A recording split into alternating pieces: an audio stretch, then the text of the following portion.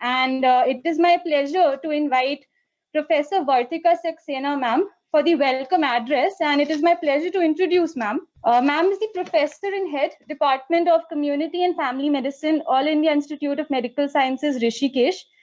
She has over 24 years of wide-ranging professional experience in public health, especially adolescent health, maternal and child health, nutrition, and non-communicable diseases. Ma'am has worked at the national and state level with various national and international agencies for improving the health status of outreach and underprivileged communities in capacities of administrative in charge, technical experts, etc., and has served UNICEF for 3 years as a nutrition consultant.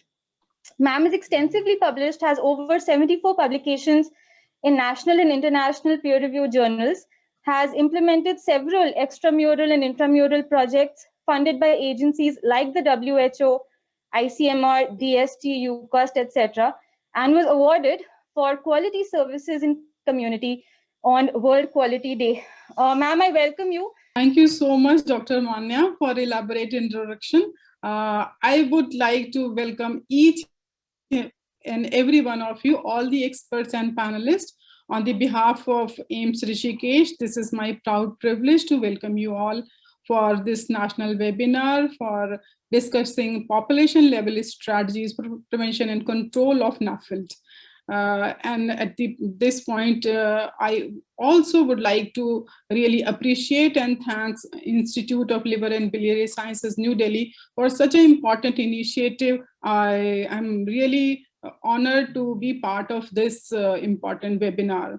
You all know this AIIMS Rishikesh is jointly organizing this webinar with ILBS, and ILBS is organizing series of such webinars to with the various medical colleges of the country to actually enhance awareness and sensitization of medical fraternity about this problem.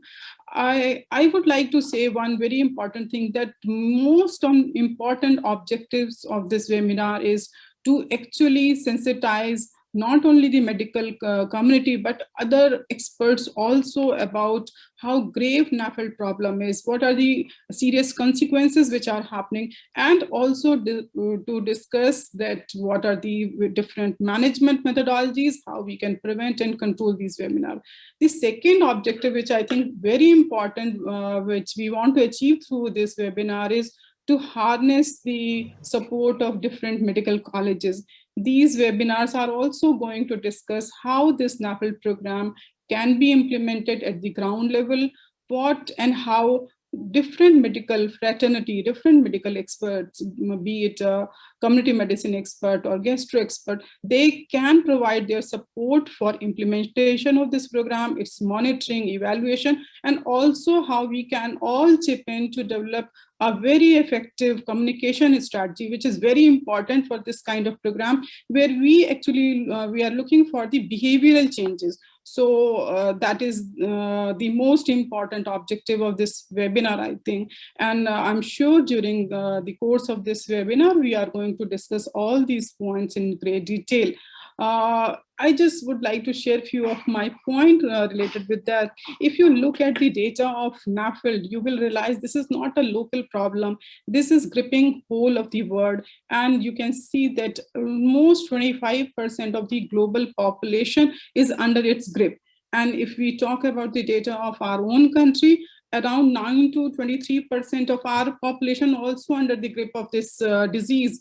And if we discuss about the mortality data, the almost 10% of the mortality which is happening because of the chronic hepatitis or because of liver cancer, 10% of it can be really attributed towards NAFLD.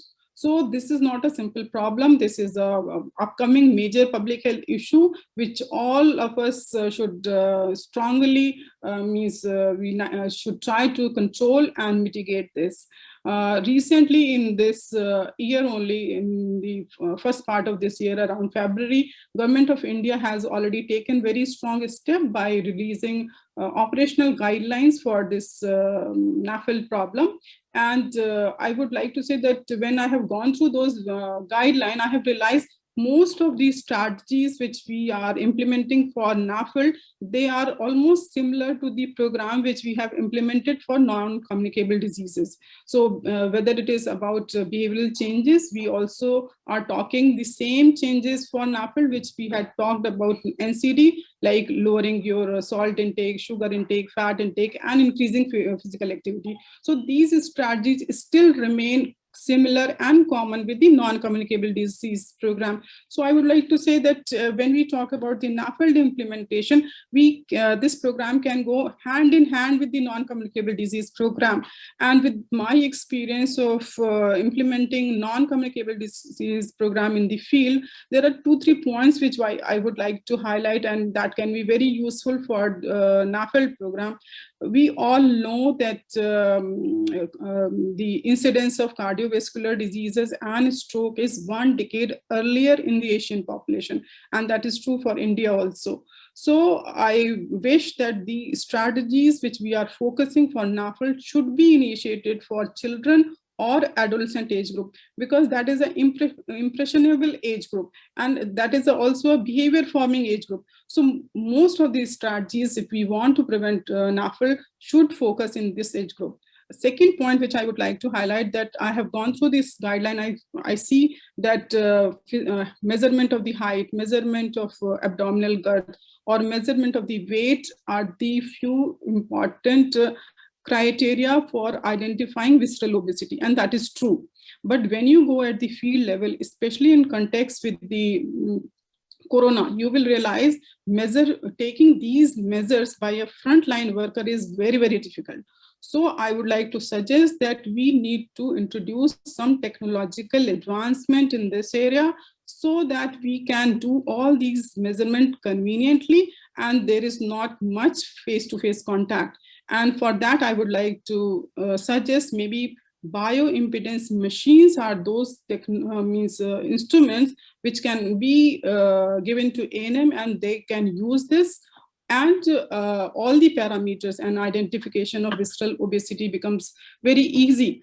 When I say this, I also understand this is not a very easy thing to do, because cost is involved. But definitely, if we tie up with the industry, we can think of strategies for reducing cost also. Third thing which I feel which needs to be very strongly put forward in reference to NAFLD, that we need to generate or we need to inculcate a culture of physical fitness, and that should be so widespread that all the school, universities, medical college, organization, institute, they should create more and more opportunity to involve each and every person in physical activity, and that is important for your stress management. Again, stress, everyone know about it. It is linked with different non-communicable diseases, and I think it has a relationship with NAFLD also, directly or indirectly. So I would like to say, if maybe these strategies could be far-reaching, but definitely they can be very beneficial for NAFLD program also. I'm sure during this webinar, all these points will be discussed in detail, and you would come to know in detail about these programs. Today, we have a galaxy of experts to discuss on these points in detail, and this is my proud privilege to welcome them all. First of all, I extend my warm welcome to visionary, very dynamic leader of our institute, Padma Shri Professor Ravi Kant sir. I extend a very, very warm welcome to sir, and I'm really thankful for him for taking out some valuable time to be with us today. We have with us some more experts. We have Dr. Sareem with us today, and I would like to say he is the authority in this subject, and he's an internationally acclaimed figure in liver sciences. My heartiest welcome to you, sir. We have with us Professor Umesh Kapil. He's public health expert as well as epidemiologist at Department of Epidemiology, ILBS. I extend a hearty welcome to him. We also have Professor Sunil Kumar, DGHS Ministry of Health and Family Welfare, Dr. Ajay Duseja, Professor Hepatology, PGI Chandigarh, Dr. Sunny, DADG Ministry of Health and Family Welfare, Dr. Puneet Dhar, Professor Surgical Gastroenterology from our institute, Dr. Rohit Gupta, Additional Professor from Gastro Department from AIIMS Rishikesh. I extend a very, very warm welcome to them. This program will be coordinated by Dr. Manya Prasad, Assistant Professor ILBS, and Dr. Sunanda Gupta, she is SR from ILBS. I extend very warm welcome to them also. And I also welcome all the delegates, all the faculty members, students who are there with us for watching this webinar. And last but not the least, I would like to congratulate Nodal Officer for this webinar, Dr. Pradeep Agarwal and Dr. Ajit Bhadoria, for its wonderful planning and organization along with the faculty and students of ILBS. So I convey my best wishes for the successful organization of the webinar and joyful learning by all the participants. So that is all from my side. Thank you very much.